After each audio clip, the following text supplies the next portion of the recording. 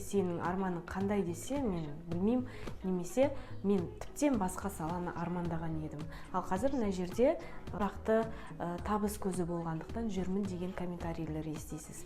Стильде де тура сондай. Адам өзінің шынайы не кигісі келетінін білмейді. Кез келген нұсқадағы киімдерді, фасондарды көрсеткенмен адамға ештеңе ұнамайды. Немесе адам таңдай алмайды, ұзақ қарайды. Мынау да нормальный сияқты, мынау да дұрыс сияқты, мынау да дұрыс сияқты, білмеймін деп тұра береді. Сондай адамдар көп кездеседі.